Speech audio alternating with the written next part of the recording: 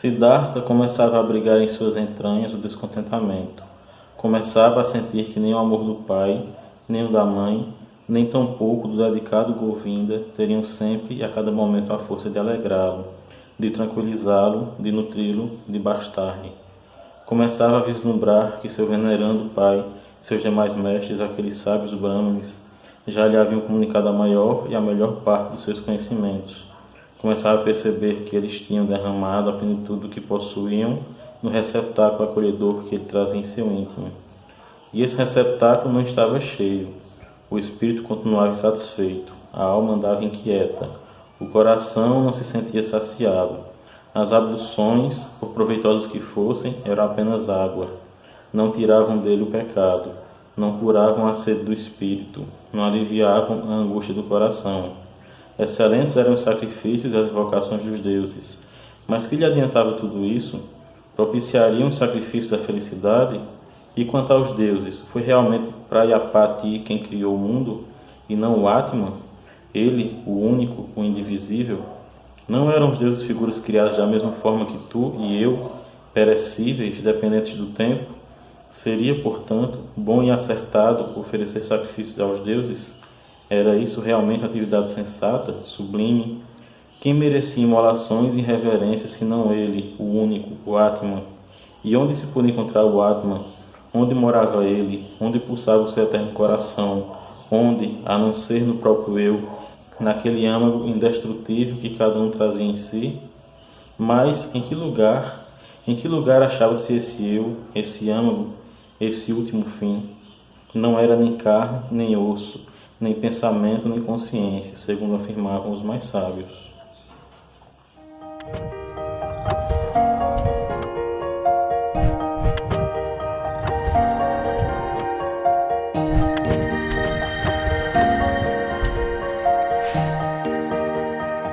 Bem-vindo a mais um Quixotado, o seu programa de literatura.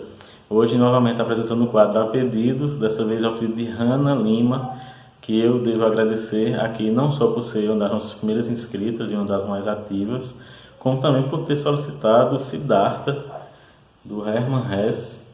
Hermann Hesse eu estava devendo muito aqui, porque ele é um dos meus pais espirituais, é um dos escritores que eu tento ler sempre, pelo menos um livro por ano. E eu não tinha feito nenhum vídeo ainda dele. Eu ia fazer primeiramente o Lobo da Steppe ou do Demian, mas como a Hannah pediu o Siddhartha, eu fiz uma releitura que acabou sendo uma leitura, na verdade, porque essa edição aqui que eu tenho, e que eu guardo com algum carinho, com tradução do Herbert Caro, ela foi publicada nos anos 50 ainda, e pela Fundação Brasileira. E essa edição aqui vocês podem ver que é uma encarnação diferente porque nesse tempo aqui ainda existiam locadoras de livros. Por mais que isso possa parecer estranho, é algo que já existiu. Pertencia a uma locadora de livros e eu comprei dessa locadora no Mercado Livre quando eu comecei a comprar livros. Não era tão fácil como comprar hoje em dia. E essa edição aqui tem 6 páginas faltantes. Você pode ver que está em branco aqui. Então, quando eu li a primeira vez, ficaram faltando essas 6 páginas. E agora na releitura, finalmente eu completei a leitura porque eu baixei uma edição digital e li as 6 páginas que me faltavam. Então fica como se fosse a primeira leitura do Siddhartha aqui. O Hermann Hesse é um dos meus pais espirituais, é um escritor que eu adoro. Apesar de que sua obra, considerada obra-prima, seja O Jogo das Contas de Vidro, que é uma obra que eu não gosto. Eu gosto muito mais dos outros livros dele, inclusive do Roswald, que é um livro que é pouco conhecido aqui no Brasil, que eu adoro aquele livro também, que fala a história de um pintor, e o Hermann Hesse também era pintor. Hermann Hesse nasceu na Alemanha em 2 de julho de 1877, filho de pais missionários, que fizeram inclusive a pregação do cristianismo na Índia, e ele faleceu na Suíça aos 85 anos de idade, no dia 9 de agosto de 1962, uma vida bem longa. Ele se autoexilou na Suíça após a ascensão do nazismo, do belicismo alemão. Ele já tinha um problema muito sério com o belicismo desde a Primeira Guerra Mundial, teve sérios problemas psicológicos em decorrência da guerra, ele que era um pacifista. E com a ascensão do nazismo, ele acaba refugiando-se na Suíça e lá pediu a cidadania, recebeu a cidadania suíça e veio a falecer naquele país. O Hermann Hesse retrata um pouco dessa fase dele de repúdio ao belicismo no Lobo da Steppe, né, quando ele fala sobre a visita a um professor amigo dele, que inclusive tem um busto de Goethe, e ele repudia totalmente a forma como essas pessoas que, ao mesmo tempo que veneram Goethe, veneram algo como o hitlerismo. E o Hermann Hesse foi alguém que buscou durante toda a sua vida algo que ele poderia considerar como uma paz de espírito, ou pelo menos como uma autoconsciência, né? Uma autorreflexão. Ele sempre procurou isso. Esse livro aqui reflete isso, né? Ele viajou para a Índia em 1911 e acabou fazendo o caminho inverso ao dos seus pais. Seus pais eram missionários pietistas que pregaram o cristianismo na Índia, e ele estava também destinado a fazer isso, mas ele fez o contrário. Ele trouxe ideias budistas para o Ocidente. É claro que ele não é um dos primeiros a fazer isso, né? Os alemães já fazem isso há muito tempo, né? Esses interesses em teorias, fantasias, romances astrais já vêm de muito longe, né? Não foi algo que foi trazido pelos Beatles ou pelos hippies, mas que já vinha desde o século XVIII com os alemães, né? Que filosofaram muito trazendo essas filosofias orientais. Alguém também que teve esse mesmo caminho do Hess, né, de ser criado para ser um pastor protestante e acaba se rebelando contra o cristianismo e buscando vertentes em outras filosofias orientais, é o Nietzsche, que traz o seu Zaratustra, né, o Zoroastro, que vinha também ali do Oriente Médio. Hess vai ainda mais distante em busca do budismo, que também tem influenciado o Schopenhauer, né? Essa filosofia do budismo, né, de que tudo é dor e a dor vem do desejo de não sentirmos dor, é algo que, na verdade, impregna o pensamento, a filosofia há muito tempo, né? Os cínicos já pregavam isso, assim como algumas vertentes do cristianismo, né? O próprio São Francisco de Assis, ele se assemelha muito aos samanas, a quem o Siddhartha vai se juntar nesse livro aqui, que eram pessoas que viviam sem ter nenhum bem material, apenas vivendo de esmolas que recebessem e peregrinando, pregando as suas doutrinas. E esse pensamento também se encontra nas próprias palavras de Jesus, né, quando ele fala sobre o olhar e o lixo do campo, né? Então, é uma ideia muito sedutora, a ideia de não ter bens materiais, de viver tentando buscar apenas a espiritualidade. Quero nesse livro aqui que o Siddhartha também busca esse tipo de pensamento, né? Ele parte juntamente com seu amigo Govinda para se juntar aos samanas, que eram esses monges mendicantes que viviam nas selvas sem direito a nada, apenas uma tanga, né, viviam da mendicância. O Siddhartha e o Govinda são grandes amigos e partilham dessa busca pela espiritualidade, nessa busca pela perfeição, pela santidade. Só que o Siddhartha é ainda mais inquieto do que o Govinda, pelo menos no início da sua juventude, né? Eles partem no final da adolescência e quando eles estão lá entre os samanas, ouvem falar sobre o Buda, sobre o Gautama. Então eles decidem ir conhecer o Gautama e quando o conhecem, Govinda se junta aos discípulos do Gautama, enquanto que o Siddhartha não. Ele acha que o Gautama, apesar de ser um homem santo, não pode ensinar nada, porque a santidade seria algo que viria de dentro da própria pessoa e que, portanto, não poderia ser ensinado, não existiria uma sabedoria que pudesse ser ensinada. A gente pode aprender conhecimentos com os outros, mas a sabedoria interior é algo que a gente tem que aprender por si sós. E ele parte, então, deixa Govinda com o Gautama e encontra um jardim. Nesse jardim encontra uma cortesã, Kamala, a mais linda das mulheres, e ele então decide aprender o amor com ela.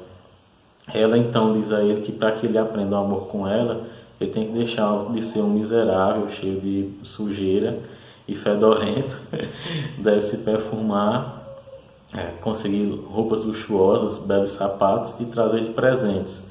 E ele então decide fazer isso. E para fazer isso ele vai aprender a comerciar com o Kamaswami. E quando ele vai comerciar, ele então se torna um tipo de sócio do Kamaswami e ele enriquece rapidamente. Ele usa como artes para o ofício do comércio aquilo que ele aprendeu durante a sua vida com os samanas, que era jejuar, esperar e pensar. Então ele nunca se afligia com resultados negativos, sempre se mantinha parcimonioso com os resultados positivos e sabia esperar a hora certa, sabia tratar bem as pessoas e, portanto, cresceu no comércio. Mas também isso, o câncer, ele percebe que se tornou alguém tolo como os demais, né? Alguém que se entrega aos sentidos, que ele passa a ser viciado no jogo, inclusive, e ele se entrega também ao cansaço próprio dos velhos comerciantes, e ele decide então abandonar Kamala e Kamaswami e ir embora. Então ele volta para um rio em que ele atravessou quando era ainda muito jovem. Nesse rio ele conheceu um balseiro e aí ele volta a conversar com esse balseiro tantos anos depois e acaba se oferecendo para trabalhar com ele. O balseiro é o Vasudeva e esse balseiro será o grande mentor, o grande mestre do Siddhartha. E é interessante isso porque o Siddhartha é filho de um Brahmane, então ele também seria um sacerdote, né, um pastor, como o Hermann Hesse estaria destinado a ser. Ele também conhece o Buda, um Gautama. Ele tem um amigo também que era um sábio, né, o Govinda. Ele conheceu a Kamala, conheceu o Kamaswami, tantos outros mestres, mas o grande mentor dele vai ser realmente o Vasudeva, porque ele é alguém que sabe ouvir. Isso é muito interessante, né? O Vasudeva é sábio porque ele sabe ouvir, ele sabe sentar-se e apenas esperar que a outra pessoa fale tudo o que tem para falar. E o Vasudeva aprendeu a ouvir com o rio, né, que ele atravessa, ele faz essa travessia, porque o rio murmura, o rio fala. E aquele que consegue entender o rio se torna alguém mais sábio, porque o rio é como o tempo, ele não tem passado ou futuro, ele tem apenas presente, né? Ele está presente tanto na nascente como na foz, ele está presente ao lado das embarcações e nas margens, nas duas margens. Então o rio permanece ao mesmo tempo em que ele muda. E essa talvez seja a maior sabedoria, né? Compreender o tempo. Ao partir da companhia de Kamala, Siddhartha deixou-a grávida, só que ele não sabia disso. Ele vai descobrir quando, anos depois, né, o menino já com 11 anos de idade, e também chamado Siddhartha, vai fazer uma travessia juntamente com Kamala, e nessa travessia ele seria o balseiro que a levaria. Então ele vai conhecer o seu filho, e ele fala algo sobre a paternidade que eu achei muito interessante, que eu vou ler aqui para vocês. Certa feita, quando a fisionomia do rapaz lhe recordava mais do que nunca a de Kamala, Siddhartha lembrou-se subitamente de uma frase que ela lhe dissera havia muito tempo, nos dias da sua mocidade. Tu não sabes amar, afirmara ela, e Siddhartha lhe dera razão. Então se comparara a si com um astro e qualificara os homens tolos de folhas mortas, e, todavia, sentira que aquela frase continha um quê de censura. Realmente, nunca lhe fora possível abandonar-se, entregar-se por inteiro a outra criatura, a ponto de esquecer-se de si mesmo e de cometer bobagens por amor de outrem. Nunca pudera agir dessa forma, e como lhe parecia naquele instante, era essa a grande diferença que apartava dos homens tolos. Mas, desde que surgira o filho, também ele, Siddhartha, transformara-se em um homem tolo, que sofria por causa de outra pessoa, que se agarrava a um ente querido, que andava perdido de amor, que, devido a essa afeição, se convertera num imbecil. A essa altura, acometiu, embora tardiamente, pela primeira vez na vida, aquela paixão, a mais forte, a mais estranha de todas, fazendo-o sofrer miseramente, e mesmo assim, deixando-o sumamente feliz, dando-lhe a impressão de estar renovado e enriquecido. E o Siddhartha do Hermann Hesse é um dos personagens mais encantadores que eu já vi. Ele é alguém que busca o tempo inteiro, assim como o próprio Hermann Hesse, assim como o Nikos Kazantzakis, e aqueles personagens que eles recriam, né? Personagens históricos que eles recriam, o Jesus de Nikos Kazantzakis, né? O Siddhartha do Hesse, que não é o Buda, é apenas um Siddhartha que viveu no tempo do Buda. Mesmo assim, ele recria esses personagens, ele recria as histórias dessas grandes religiões, desses grandes arquétipos, para mostrar que o homem, antes de tudo, busca. Um homem não é um resultado, não é um fim, é sempre um meio. Aí o Siddhartha ele finalmente encontra a si mesmo, né, nesse rio com esse balseiro, e ele vai falar a sua filosofia para o Govinda, que ele reencontra já na extrema velhice, né? O próprio Govinda sequer reconhecia ele, mas eles começam a conversar e então ele vai passar a doutrina dele para o Govinda. Uma percepção me veio, ó Govinda, que talvez se te afigure novamente como brincadeira ou uma bobagem. Reza ela: o oposto de cada verdade é igualmente verdade. Isso significa uma verdade só poderá ser recomunicada e formulada por meio de palavras, quando for unilateral. Ora, unilateral é tudo quanto possamos apanhar pelo pensamento e exprimir pela palavra. Tudo aquilo é apenas um lado das coisas, não passa de parte, carece de totalidade, está incompleto, não tem unidade. Sempre que o Augusto Gautama, nas suas aulas, nos falava do mundo, era preciso que o subdividisse em Sansara e Nirvana, em ilusão e verdade, em sofrimento e redenção. Não se pode proceder de outra forma, não há outro caminho para quem quiser ensinar. Mas o próprio mundo, o ser que nos rodeia e existe no nosso íntimo, não é nunca unilateral. Nenhuma criatura humana, nenhuma ação é inteiramente Sansara, nem inteiramente Nirvana. Homem algum é totalmente santo ou totalmente pecador. Uma vez que facilmente nos equivocamos, temos a impressão de que o tempo seja algo real. Não, Govinda. O tempo não é real, como verifiquei em muitas ocasiões. E se o tempo não é real, não passa tão pouco de ilusão aquele lapso que nos parece estender-se entre o mundo e a eternidade, entre o tormento e a bem-aventurança, entre o bem e o mal. O pecador que eu sou e que tu és é pecador, mas um dia voltará a ser Brahma, e eternamente alcançará o Nirvana e será o Buda. Mas olha bem, esse um dia é apenas uma ilusão, um termo convencional. O pecador não se encontra a caminho do estado de Buda, não está em plena evolução, muito embora nosso cérebro seja incapaz de imaginar as coisas de outro modo. Pelo contrário, no pecador já se acha contido hoje, agora mesmo, o futuro Buda. Todo o seu porvir já está presente. Tu deves respeitar na pessoa desse pecador, na tua própria pessoa, na de qualquer homem, o Buda em botão, o Buda possível, o Buda oculto. O mundo, amigo Govinda, não é imperfeito e não se encaminha lentamente rumo à perfeição. Não, a cada instante é perfeito. Todo e qualquer pecado já traz em si a graça. Em todas as criancinhas já existe um ancião. Nos lactantes já se esconde a morte, como em todos os moribundos, a vida eterna. É uma bela filosofia, talvez se eu fosse acreditar em uma filosofia fosse nessa. Aí o Hermann Hesse era um poeta antes de tudo, né? Você vai ver que ele escreve como um poeta, o tempo da narrativa dele é um tempo da poesia e não da prosa, a forma como ele organiza as palavras, e ele mereceu o prêmio Goethe e o prêmio Nobel que ele recebeu ambos em 1946. É um gênio da literatura, um gênio da palavra. Eu recomendo demais vocês que leiam Hermann Hesse, né? Podem começar pelo Siddhartha ou pelo Peter Kamenzind, que foi o primeiro romance dele, também é muito bom.